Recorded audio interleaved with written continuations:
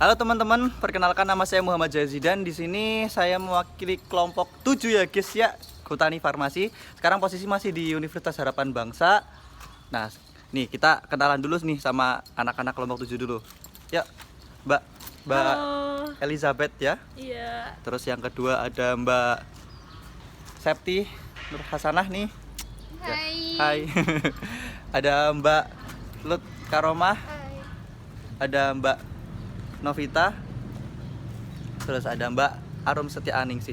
Jay. Eh,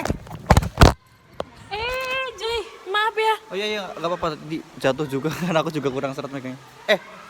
Loh, loh, loh, Kita di mana? udah. Tadi Kita udah masih di story teman-teman kita. Iya, padahal tadi masih di UHB, tiba-tiba udah di story teman-teman kita ya guys ya. Aduh. Kan kita mau bikin video juga. Oh iya. Oh iya, tugas. buat bahas tuh. Iya, bahas tanaman juga ya. Iya. Ya, Ya udah deh, udah. langsung Udah deh, aja langsung ya. ada yang pertama aja. Yuk. Stay tune. Oke. Jadi yang pertama kita akan membahas tentang tumbuhan pakis. Tumbuhan pakis memiliki klasifikasi sebagai berikut: kingdom Plantae, divisi Tracheophyta, subdivisi Polypodiophytina, kelas Scirotinae, Lycopodinae, Equisetinae, dan Filicinae. Tumbuhan pakis. Pakis ini merupakan jenis paku-pakuan yang kita ini sekarang akan membahas tentang bagian-bagian pakis. Yang pertama, saya akan menjelaskan tentang akar. Jadi berhubung ini nggak bisa dicabut, ya kali dicabut nanti dimarahin kan ya. Jadi aku tampilin di sini aja ya, nanti bisa dibaca sendiri. Terus kemudian bagian batangnya. Tinggi batang paku-pakuan ini sangat bervariasi. Dari yang paling pendek sekitar 2 cm sampai yang paling tinggi sekitar 5 meter. Sedangkan daunnya ini termasuk bagian yang paling atas. Kemudian pakis ini berkembang biak dengan cara spora yang biasanya menempel di bagian belakang daun yang nantinya akan menjadi bibit baru. Pakis dapat menghasilkan spora pada kurun waktu yang cukup lama, sekitar setengah tahun. Lanjut aja nggak apa-apa. Ini bisa dipotong nih. Lanjut aja sekitar. Sekitar setengah tahun atau ada yang bisa lebih cepat, mungkin dari akhir musim panas. Biasanya tumbuhan pakis ini bisa berkembang biak, bisa tumbuh di iklim yang kelembabannya cukup tinggi gitu, seperti di dataran tinggi, pegunungan gitu. Terus manfaat pakis ini juga banyak. Yang pertama, meningkatkan sistem imun tubuh, kemudian menjaga kesehatan pencernaan, kemudian bisa menjaga kesehatan jantung. Yang terakhir, meningkatkan produksi sel darah merah. Di sini saya juga akan menjelaskan tentang kunci determinasi pakis. Yang pertama, 1B. 1B ini yang dimaksud adalah mempunyai batang sejati. Kemudian 2B. 2B ini mempunyai jaringan pembuluh pada batang. Terus 3B, berbunga sejati. 4B, tidak ada bintik kuning atau coklat pada daun. Kemudian yang terakhir 5A, badan berbentuk kerucut yang menghasilkan bakal biji. Mungkin itu aja yang bisa saya sampaikan tentang tumbuhan pakis ini. Udah belum? 1, 2, 3. Nah, selanjutnya yaitu pohon pinus. Yang mana pohon? Tanaman pinus memiliki klasifikasi sebagai berikut: kingdom Plantae, divisi Spermatophyta, subdivisi Coniferophyta, kelas Pinopsida, ordo Pinales, family Pinaceae, genus Pinus, spesies Pinus mercossyrium edifresh. Pohon pinus. Yang mana pohon pinus ini mudah beradaptasi di lingkungan sekitar atau di lingkungan ekstrim lainnya yang biasanya berada di dataran tinggi sekitar antara 18 derajat Celcius sampai minus 3 derajat Celcius. Lalu tingginya umumnya tuh 15 sampai 45 meter. Lalu pohon pinus ini bisa hidup sekitar antara 100 sampai 1000 tahun. Lalu di Indonesia sendiri itu punya satu spesies yang asli dari Indonesia, yaitu bernama Sumatra pine. Lalu pohon pinus ini memiliki kunci determinasi, yaitu 1B, 2B, dan 3A, yang mana dapat disimbolkan bahwa dari kunci determinasi itu pohon pinus ini memiliki ciri-ciri akar tunggang yang bercabang, yang mana nanti bisa kita lihat dari gambar di samping ini. Nah, untuk batangnya itu memiliki batang yang sama seperti pohon cemara, yang mana memiliki pohon yang keras, tegak, dan lurus. Lalu memiliki gutaran atau tekstur yang seperti ini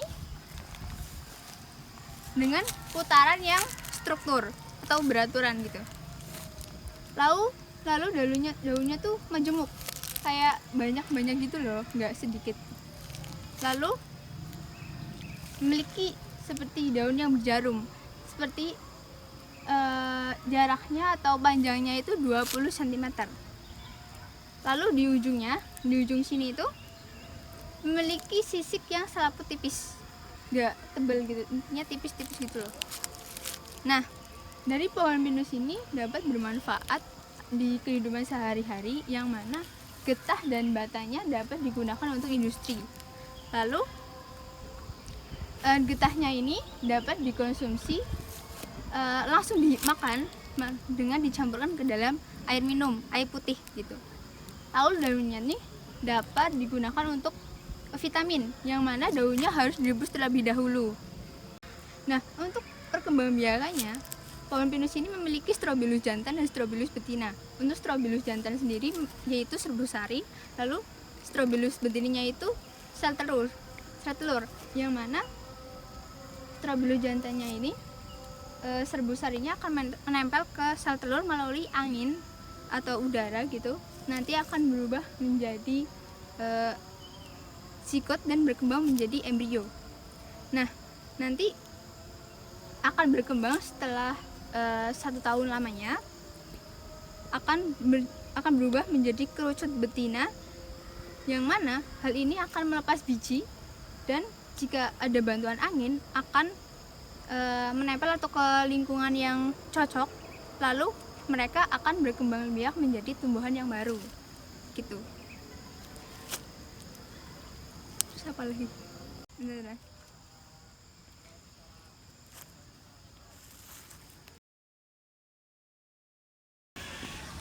Nah, oke, selanjutnya di sini kita akan mengenal ya teman-teman yang namanya ini bayam merah. Merah kan? Enggak sih. Sebenarnya kalau kita lihat di sayur-sayuran, kenapa yang berwarna merah itu rata-rata ungu gitu ya. Oke, lanjut ke bayam merah. Dimana di sini bayam merah itu kalau secara ilmiahnya kita biasa sebut itu Amaranthus tricolor. Nah, tanaman bayam merah memiliki klasifikasi sebagai berikut: kingdom Plantae, subdivisi Spermatophyta, divisi Magnoliophyta, kelas Magnoliopsida, subkelas Hamelidae, ordo Caripillales, famili Amaranthaceae, genus Amaranthus, dan spesies Amaranthus tricolor L.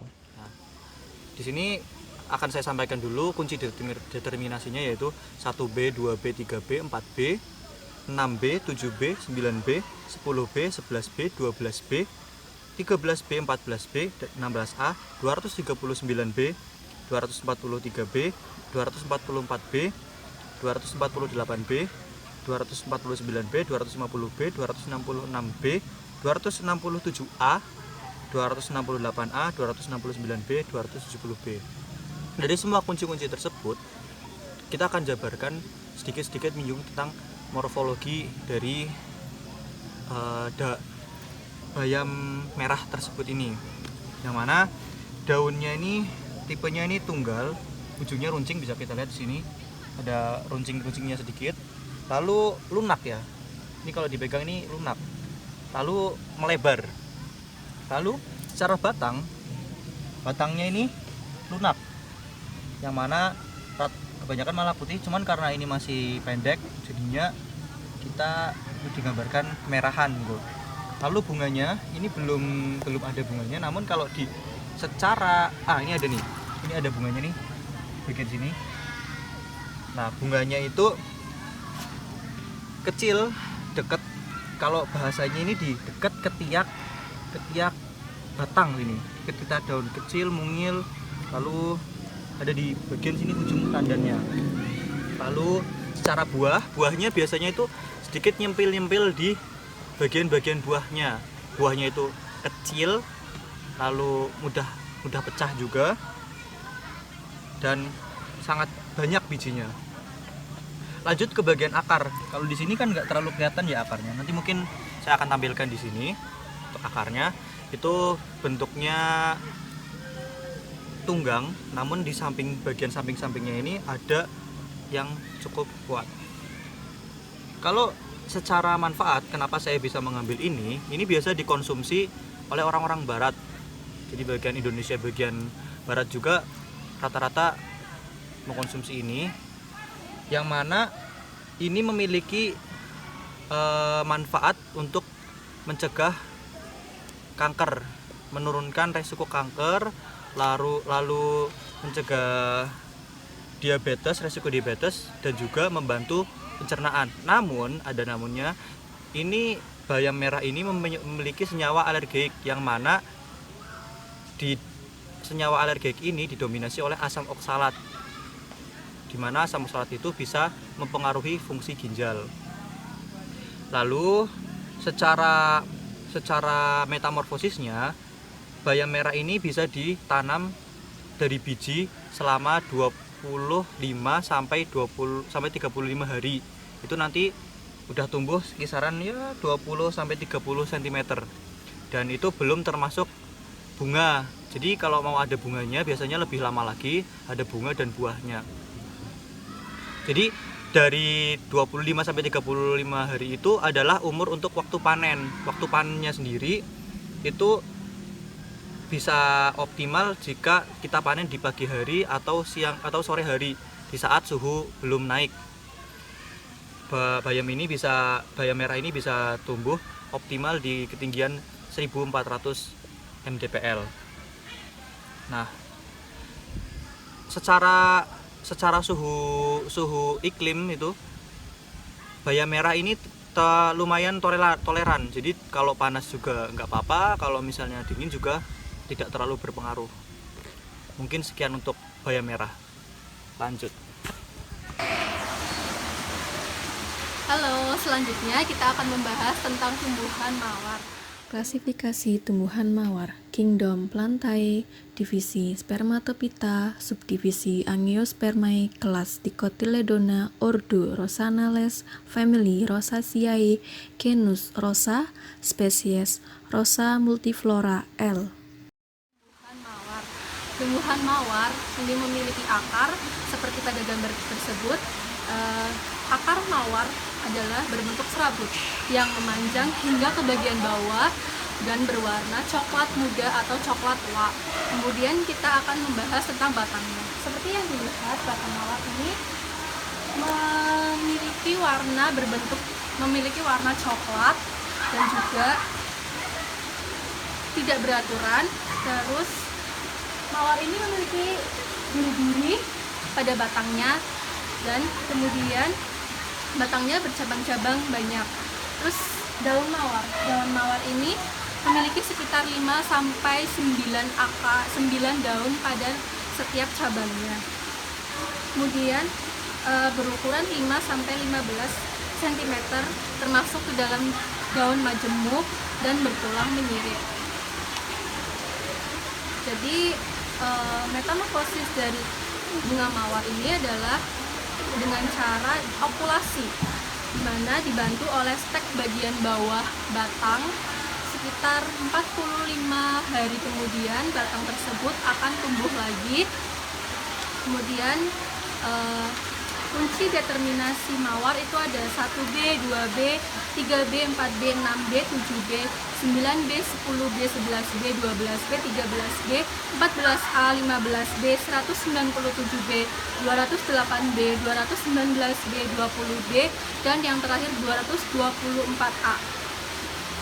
Kunci-kunci determinasi ini mencakup antara lain morfologi seperti tumbuh-tumbuhan dengan bunga sejati, tumbuh-tumbuhan dengan tidak menyerupai bangsa rumput, kemudian daunnya tidak menyerupai jarum.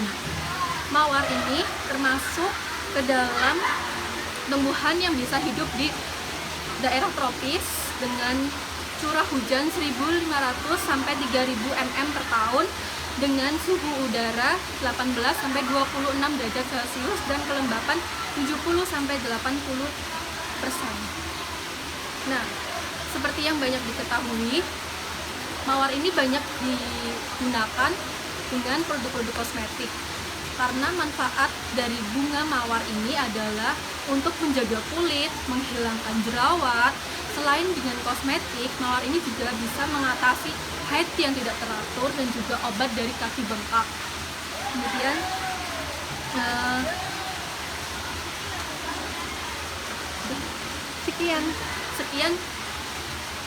sekian dari penjelasan tentang tumbuhan mawar. Apabila ada salah-salah, saya mohon maaf. Wassalamualaikum warahmatullahi wabarakatuh. Baik, selanjutnya saya akan menjelaskan mengenai pohon kersem. Tanaman kersem memiliki klasifikasi sebagai berikut. Kingdom Plantae, divisi Spermatophyta, subdivisi Angiospermae, kelas Dicotyledoneae, subkelas Dialipetalae, ordo Malvales atau Columniferae, famili Eleucarpaceae, genus Muntingia, spesies Muntingia calabura L. Kersem. Baik, pohon kersem itu di bagian akar. Tanaman kersem ini memiliki jenis akar tunggang dan mampu menyimpan cadangan air di musim kemarau. Lalu pada daun pohon kersem merupakan daun yang majemuk, genap, dan berbentuk bulat, telur, sampai berbentuk lancet. Lalu yang terjadi pada batangnya itu termasuk jenis berkayu ringan dengan cabang yang mendatar dan membentuk naungan yang rindang. Selanjutnya, kersem merupakan tumbuhan liar di tempat terbuka dan perbukitan yang terbuka dan sering dijumpai di tepi-tepi jalan. Kersem tumbuh dengan mengelompok dan tersebar. Pada umumnya, pohon kersem tumbuh pada ketinggian hingga 1000 mdpl dan tumbuh baik pada tanah pH 5,5 sampai 6,5. Kersem ini tumbuh dengan cepat setelah tunasnya. Kersem tumbuh dengan cepat setelah tunasnya ditanam, lalu akan tumbuh kurun waktu 1 sampai 2 tahun saja dan langsung berbuah. Tunasnya itu tunas adventif di sekitar bagian akarnya. Lalu, kersem ini memiliki kandungan gizi yang begitu tinggi. Kersem dapat mencegah pilek, flu, mengontrol gula darah, dapat mengatasi pencernaan, serta mengatasi infeksi bakteri. Dan pada daunnya bisa direbus untuk menguatkan daya tahan tubuh. Determinasi kersem ada 1B, 2B, 3B, 4B, 6B, 7B, 9B, 10B, 11B, 12B, 13B, 14A, dan 15A. Lalu 109B, 119B, 120B, 128B, 135B, 136B. Lalu 163B, 167B, 168B, 171B, 177B. yang artinya tinggi pohon tumbuhan kersem ini bisa mencapai 2-10 meter. Dan hijau abadi dan terus-menerus berbuah serta berbunga sepanjang tahun. Cabangnya mendatar, membentuk naungan yang rindang. Rantingnya diselimuti oleh rambut biasa yang halus. Helaian daun tidak sama sisi, tangkainya pendek, bisa kita lihat. Lalu bunganya muncul di antara dedaunan. Dan tumbuhan kersem ini berasal dari Amerika tropis, banyak ditanam di kebun sebagai pohon peneduh.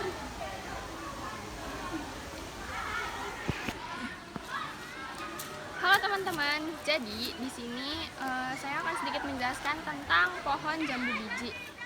Taksonomi tumbuhan jambu biji.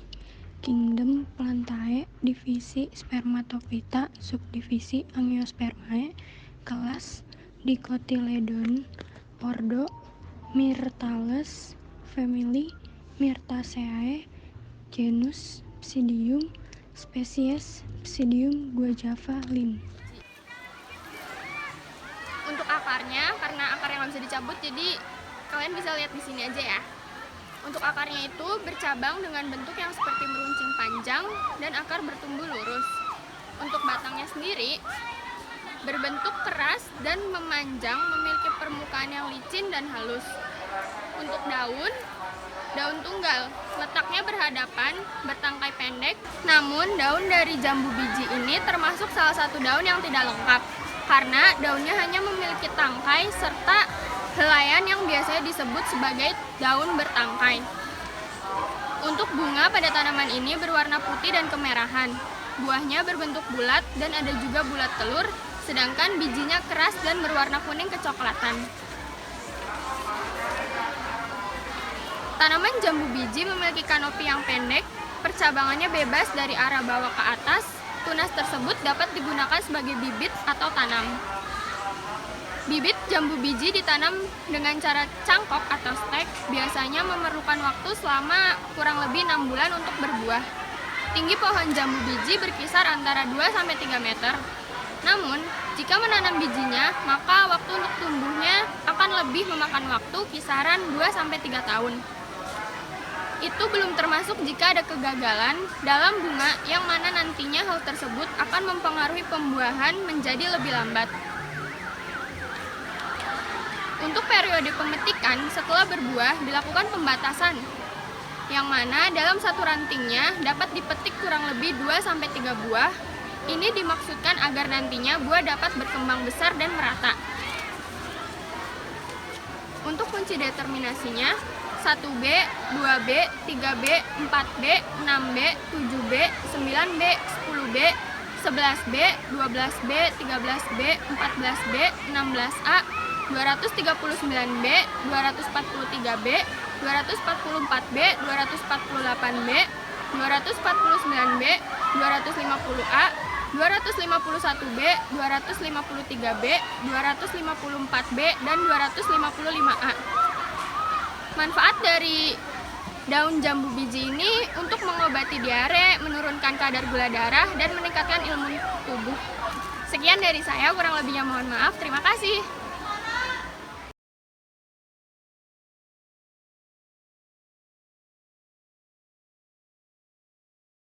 Makasih sudah menonton. Video kelompok 7. Jagalah lingkungan. Maka kamu Sudah menjaga masa depan. Dadah!